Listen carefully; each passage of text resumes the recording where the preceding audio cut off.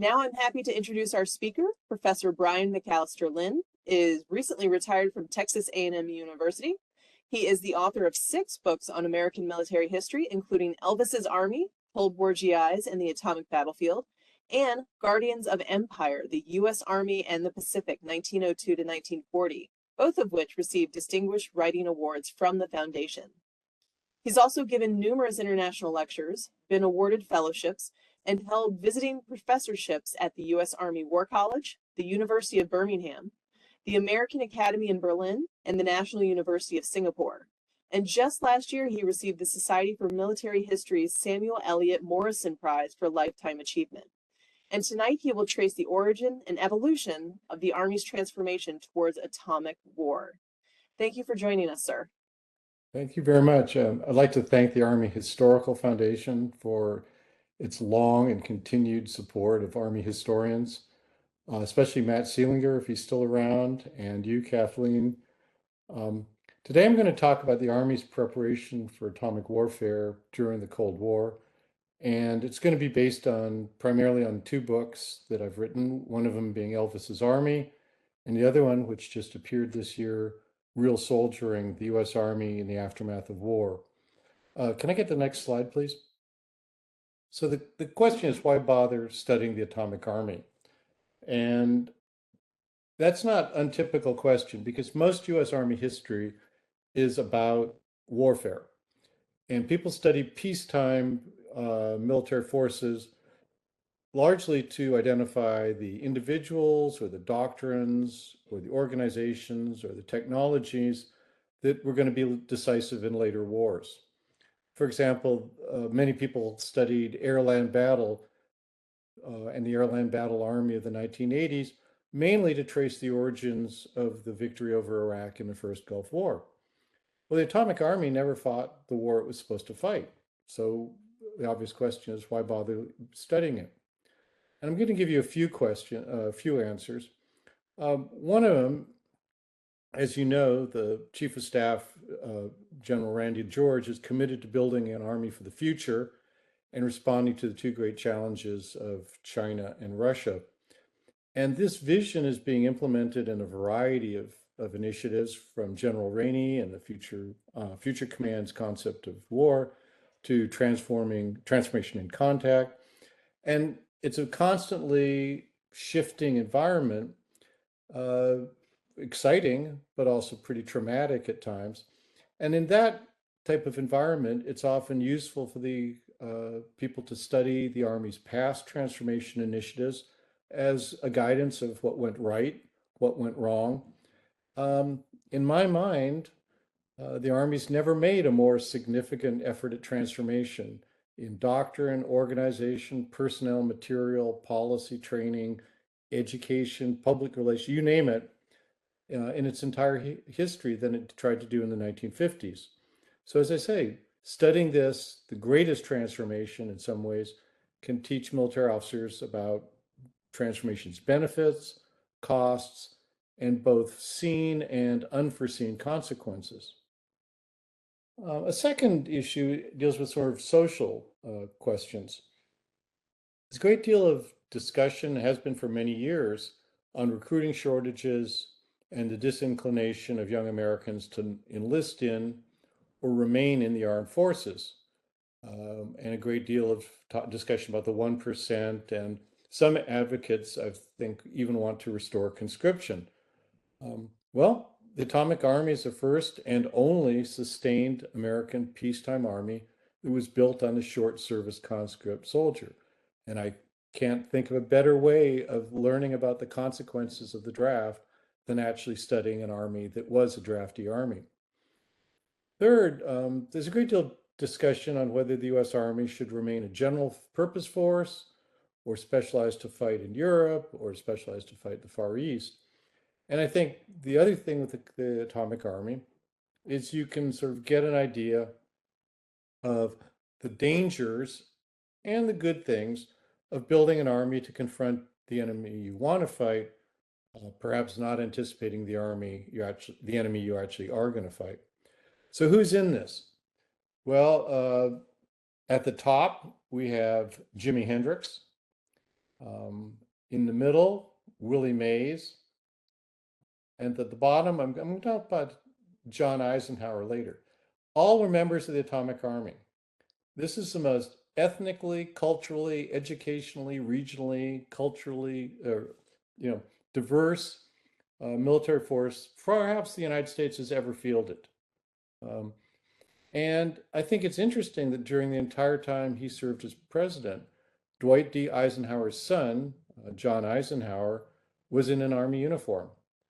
I think that's very hard for people nowadays to imagine that it was sort of expected that the commander in chief, if he had a military aged child, would put that child into service. Next slide, please. Another reason to study the atomic army is, and this might seem like heresy, but I think it's the origin of much of the US Army's thinking about future warfare. The basic doctrinal concepts that underlie active defense, air-land battle, full spectrum operations, even multi-domain operations are first articulated in the 1950s. And although you can't really see that, that slide from the Future Battlefield 1960 features drones, features instantaneous communications, it features the whole integrated battlefield that the Future Battlefield of 2024 features as well. Studying the atomic army thus can teach you about the doctrinal roots and identify potential problems. Okay, can I get the next slide, please?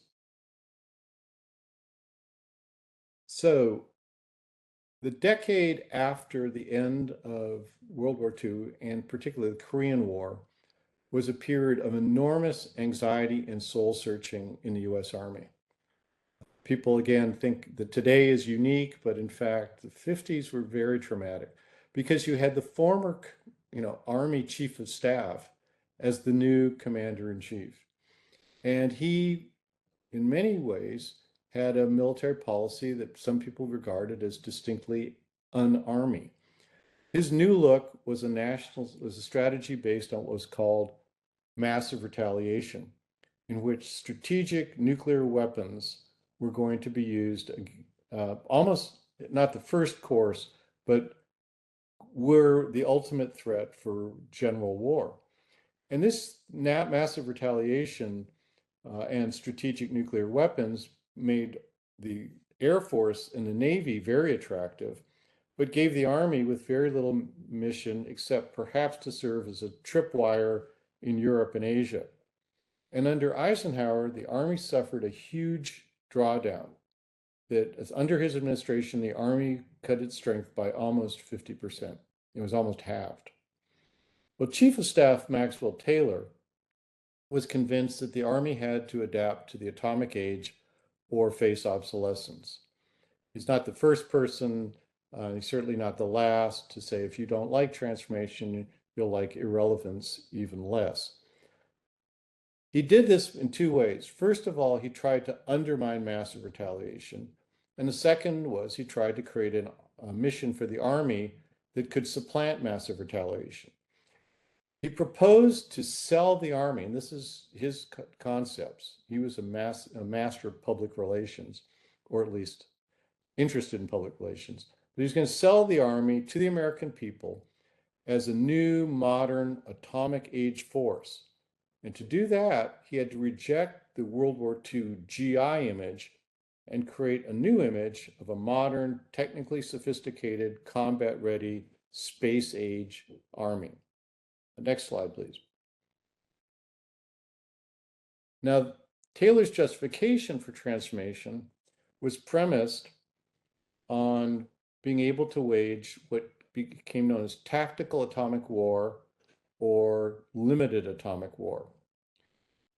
Very simply, and this was not Taylor, this was a number of Army theorists, James Gavin being the most prominent, who began arguing really as early as 1947 for this concept of war.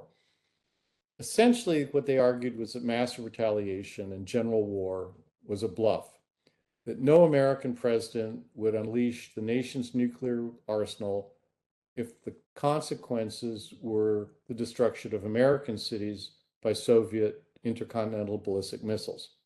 And The Army predicted that as the Soviet Union's atomic arsenal grew bigger, it would call the bluff.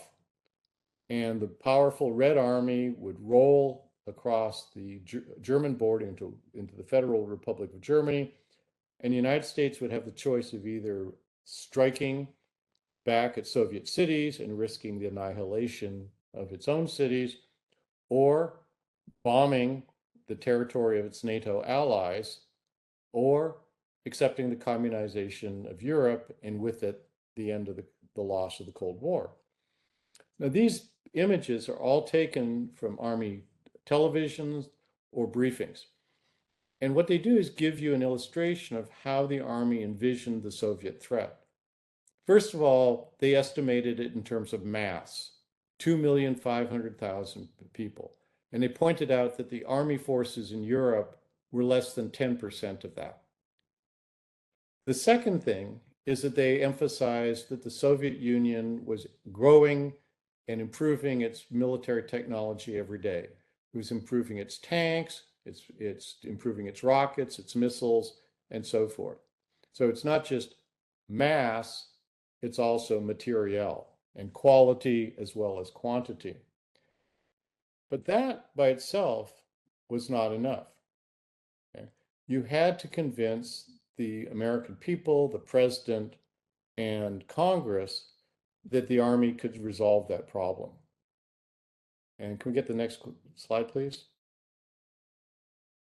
So the Army's solution, or at least Taylor's solution, was to create or to proclaim it had tactics, organizations, and weapons that would allow an outnumbered US Army in Europe to defeat a Soviet attack. And to do this required, as I say, an enormous transformation. First of all, you have to remember that Army divisions had come out of World War II very heavy, with a lot of artillery and a lot of logistic infrastructure behind them. There had been attempts to cut those back, but of course, in the Korean War, these divisions became in some ways even heavier. Much more artillery, much more logistics, and just the Korean War division is intended to fight on stationary lines without extended logistical lines, with large supply depots, and to provide enormous amounts of firepower. And these attrition methods had left the Army with very, very heavy, but in many ways immobile divisions. So one of the first thing to do was to shift that organization to ones that emphasized much lighter, much more mobile, much had greater depth, could fight over extended distances of perhaps hundreds of kilometers, but still had the firepower that was necessary to defeat the Soviets. And this led them to think about revolutionary military technologies, particularly transportable, low-yield atomic weapons. Low yield being defined perhaps as 20 kilotons. It's roughly the same as a Hiroshima, Nagasaki video. So tactical atomic warfare then is very mobile units armed with very heavy firepower, being able to fight dispersed, then concentrate to mop up, then disperse to avoid atomic strikes, and then concentrate again, moving over a very fluid battlefield that extends hundreds and hundreds of kilometers. Next slide, please. Now, this is a picture from an Army television show called The Big Picture, 1960, that gives you an idea of what future war might look like in 1980. And you can see dispersed American forces, highly mobile in flying saucers, you can see the atomic crater. So they're concentrating to mop up. And as soon as they've done that, they'll disperse and fight again. This idea of dispersion was actually something that had been carrying on for a while, but the idea of rapid dispersion, rapid concentration now became possible because of new technology. And so The idea then was, although this has always been an ideal, in the 1950s, atomic weapons and new communications and other technologies finally made it possible. Can you get next slide, please? Well, very rapidly, the service sought to implement this vision down into the field. And here you see a pamphlet that was handed out to young officers at Fort Hood in the early 1950s.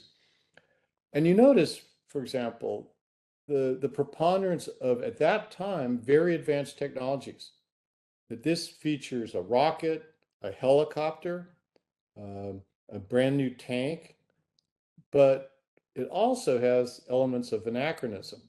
So the young officer is leading his troops into battle with a World War II M1 in a bayonet. So a gap between this vision of warfare and how it was fixated on very specific technologies and not on others. Next slide, please. Well, armed with the concept of limited or tactical atomic warfare, Chief of Staff Taylor began this radical reconstruction of the Army involving combat organizations and equipment. And in September 1956, he revived his World War II unit, the 101st Airborne, as the first Atomic Age Division. Officially known as the Reorganization of the Combat Infantry Division, or ROCID, Taylor christened it Pentomic. And he said it was a Madison Avenue advertising allusion to the fact that it had 5 battle groups and an atomic mission. The Pentomic Division was about 12,000. It was intended to be more flexible, more mobile, more deployable, able to fight dispersed and then concentrate. Pentomic divisions were equipped with a wide range of technologically sophisticated devices, new tanks, helicopters, personnel carriers, and most notably, the replacement of much of their divisional artillery with atomic-capable missiles. And in fact, Taylor, who was an old field artillery officer, saw these atomic missileers as the new fighting elite. People often associate Taylor as a paratroop general, and he did have wings. He did jump once, but he really was interested in this, a good field artillery officer, more on getting their firepower. So in Taylor's mind, these atomic missileers were going to be the atomic elite. And he even helped design a new patch, which you can see as a soldier superimposed on a missile with the atomic helix and the 5 pentagram around it to symbolize the 5 battle groups of the Pentomic Army. Can I get the next slide, please? Now, Taylor was encouraged in this vision by the rapid deployment of an atomic arsenal. So in 1952, which is barely 7 years after Hiroshima, the Army unveiled Atomic Annie, a 280 millimeter cannon that could fire an atomic warhead, roughly about Hiroshima strength, and far more accurately. This became a 50s icon. As you can see, you can even, as a kid, you could even buy a Revell atomic cannon kit, though not with an atomic charge. But when Eisenhower's inaugural parade, the Atomic Annie rolled down there, and very soon they sent it down the Rhine to show the Soviets that they now had atomic capability. Next slide. Now, the ultimate combination of this appeared less than 8 years later, and this was the Davy Crockett. And you notice, once again, it's the 101st Airborne, the atomic division, that's testing it out. This could be mounted on a Jeep, armored personnel carrier. Supposedly, it could be dropped out of an airplane or put on a helicopter and transported to long-range units fighting on the flanks or deep into the Soviet rear. Its small crew, could hurl the equivalent of 10 to 20 tons of TNT with somewhat erratic accuracy between 2 and 4 kilometers. And if you think of how big Fat Man and Little Boy, the two atomic weapons used in World War II, were big, and how complicated it was, and how they had to have special crews and they had to modify the biggest airplane at the time, the B-29, to do it. And within 15 years, you've shrunk an atomic weapon down to the size of a rather large football. But the officer holding his ears shows one of the limitations of it. Its blast radius was bigger than its range. And so literally you fired it and the blast was likely to kill the crew. The other limitation was, if you look at this picture, look at all the rank that has to be around it in the enlisted rank. You couldn't give atomic weapons to Beetle Bailey. So you tended to have to suck really good combat NCOs out of their units and stick them with the Davy Crockett. This also looks nice because it's only got 4 enlisted personnel and an officer.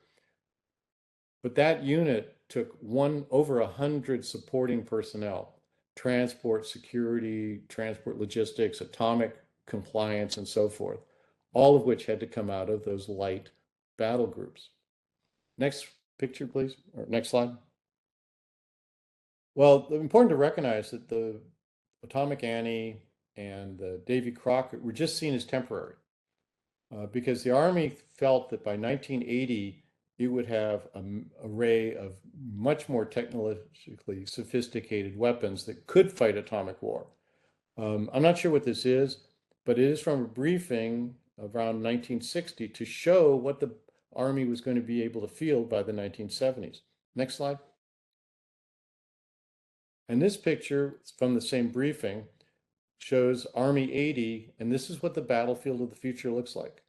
You can see that dispersed high-tech weapons, in fact, you can't really see a soldier anywhere, attacking, and in the foreground you can see, or background you can see, an atomic blast going off. Next slide. So by 1960, the Army felt it had transformed itself. Okay, and this became its sort of this is a recruiting poster and a publicity poster for the Army. This is actually a new soldier. He's got the new M14, he's got the new uniform, and on the other slide, there's the helicopter landing and the troops spilling out, charging into an atomic cloud. But as we know, this war never occurred. And barely 5 years after this publicity campaign, the Army was using helicopters, but it was about to deploy and it was already deploying to Vietnam. In fact, the Battle of the Ia Drang would be almost 5 years to the day after this was delivered. So this is a revolution in military affairs or a transformation initiative that appears to have failed. And the question is why? And the tendency is always to look at the materiel, which had problems, or the pentomic division, which proved to be too light to actually command, or a variety of other structural problems. But to me, the really interesting thing is the fundamental contradiction between the vision of war and the personnel who are supposed to implement it. And this, I still think, has many of the roots that we now see and have seen for many years in recruitment crises. Can I get the next slide, please? So the personnel, the great roadblock. This is very honest appraisal, and it's done by the head of Army Public Relations. And I especially like the fact that 60% of her employees did not apply for their job. All those who are in favor of the draft should really start thinking about who actually wants to go in there. The other factor that went along with this army was a turnover that makes probably that it looks much worse, I would think, than today. 85% of enlisted people turned over about every 2 years, and officers turned over at about that rate as well. Next slide, please. So before the World War II, the Army accepted, as it had ever since its foundation, recruits from the margins of American society and controlled them with barely literate sergeants who were, now this is not true in the specialties, not ordnance and adjutant and finance, but in terms of the combat units, it was a tough soldiering army. But this new atomic army needed new personnel. And the result was the Army had to now go out and recruit from a very different demographic, particularly people with high school educations and people who had technical specialties. And it needed these in prodigious amounts. The 1950s Army had over 500 military occupation specialties. At the beginning of World War II, the Army did not have a single category for missile technician. 15 years later, it had 70 MOSs on that category alone. It took a year to train some of the radar technicians who were going to be manning these sophisticated pentomic missiles. To attract such high quality recruits, the Army had to commit to educated new soldiers, but it also had to commit to technically training them. So even in the tough 8th Army Division, you can see that the deal is not go out and fight, it's to go to Europe. And by the way, I would like to say that this recruitment campaign involved all sorts of people, including Miss Army recruitment of about 1961, Jane Fonda, which many American soldiers are sort of surprised that at one time, Jane Fonda was an enthusiastic recruiter for the US Army. Next slide, please. Well, that's led to a problem because the fact was the Army wasn't getting those type of soldiers. There were 4 categories, okay, and unfortunately, the Army was losing out for the category it needed the most, and also in the category it needed, just to be a functional soldiers, which was category 2. And in fact, 2/3 of the Army was below average. This is in part based on what the draft was turning out. Category 4s are a particular problem since, as I say, they're not only functionally illiterate and lack technical ability, but they also tend to require constant supervision. They're incapable of the simplest task, and many were antisocial disciplinary problems. You certainly couldn't trust them around a Davy Crockett atomic weapon. Next slide, please. But what really bothered the Army was that many of these category 4s were choosing to remain, and the Army couldn't seem to screen them out. So at this time, the highest grade in the NCO of the NCO ranks was an E7. And as you can see, 1 out of every 10 NCOs in that category is category 4. And by the time you get down to E5, 1 out of every 3. So the image of Sergeant Snorkel is not that historically inaccurate. And you can get a problem here where you bring in very smart, technologically sophisticated draft volunteers who think the Army is going to teach them a career in electronics, and you put them under the control of category 4s. Next slide, please. So one solution to this was to dumb down education. And the Army produced a number of comic books. Among the most popular was something called PS Magazine that had some really very good artists drawing for it. And this was how to maintain Army equipment. And it worked. It was very popular. I mean, in fact, one of the problems was that the people would steal copies of it. But you have to wonder about the implications of a high-tech Army having to rely on comic books to train its soldiers. Next slide, please. The other thing that you had to understand is if they're bringing in people for high tech, the Army had to provide the education for them. And again, this is often forgot by people that want to resurrect the draft. But the Army was the school of the nation in the 1950s. It became a place where people got high school degrees, they got technical training. For many illiterates, it was where they learned to basic literacy. It was enormously popular as an educational um, for education, in part because the contract with the American people was, if you give me your young boy, I will turn them into an educated, responsible citizen. And so the Army, this is part of building up for a high-tech force, is having to provide that technological and training. It doesn't simply appear, as so many people say, oh, this new generation, they're so wired, they're going to know all this stuff. Well, maybe they do, but the fact is, we tried this for about 15 years in the 1950s, and they didn't. And so it was the Army's job to have to teach them. Next slide. Since the Army was spending so much time investing in these young men, it was frustrated that it couldn't retain them. The biggest thing that the Army needed, the biggest skill in the Army needed, was electronics.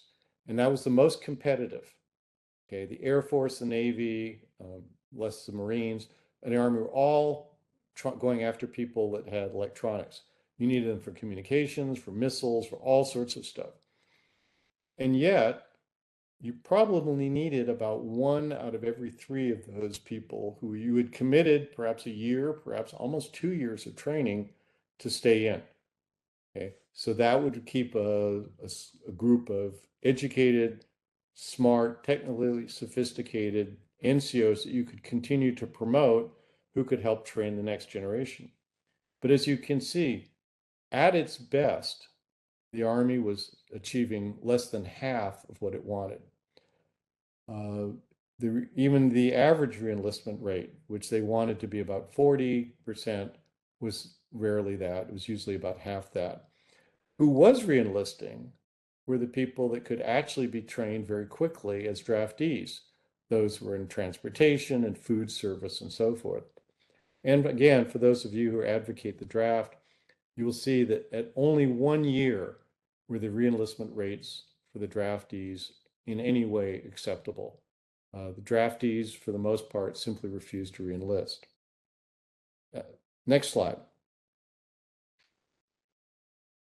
So, what is sort of one of the lessons of the Atomic Army? One of the things that the Atomic Army did do was socialize almost 2 generations of Americans. And its greatest personification, in fact, he made a movie about it, was Elvis Presley. Elvis represented the great achievement of the US Army, perhaps not to itself, but to the American people. They took in the Elvis of Jailhouse Rock, a delinquent, sexually assertive, scandalizing young man, and turned him out 2 years later into the Elvis of GI Blues, a clean, patriotic, fun-loving, upstanding American man. That, in some ways, is what the American public wanted. Okay? And the fact is, if you could take my delinquent son and turn him into a young American, that was good. That was perhaps maybe even more important than being able to fight the Russians. Next slide. But Elvis also typified the cynicism and resignation of that generation. From the beginning, he said he didn't want to go, and by the way, very few people did. But if I am going to go, I'll just let the Army do what it wants, and I'll just soldier on. And he was. He was a good soldier. Okay. And when he left, his advice to the people following him was play the game, play it straight. You're going to lose if you stick your head out. and get out. And he did. Again, he was a good soldier. They would have liked to keep him, but he also typified the atomic army's soldiers' attitude and its great problem. Here was a service committed to atomic age transformation, and it was left with a transient, largely unmotivated, and too often unskilled labor force. Now, today the Army is moving towards a new vision of war. It's talking about large-scale combat operations, talking about multi-domain battle. It's also warning, as people warned about Korea, that the wars in the Middle East have cost a generation of research and development, and that the Russians and the Chinese are closing the gap and probably even have superiority in some fields. The question then is, if we look at this transformation initiative, and this is something that I think I've been impressed with the current thing. Taylor's vision was a top-down vision of transformation. He imposed it in many ways on the rest of an army. In fact, didn't get buy-in from many of his officers, much less from the draftees. What I see and what has impressed me in the recent transformation effort is an sincere effort by the leadership to get input and buy-in. This could be the Harding Project to get young officers to write in on Army issues. It has to do with much better attention to getting soldiers to get to do what they want to do and not doing a lot of cleaning up and all that sort of fat maintenance and so forth. If you're not going to use it, then it's just going to go on the side. But at the same time, I think we can look at this atomic army and say, there's a lot we can learn from this on what to watch out for as we transform for an equally uncertain and equally scary future. Thank you for watching our Writing Awards series. If you like this episode, please click like and subscribe. You can also find more Army history and support the Foundation at our website at www.armyhistory.org. Thank you.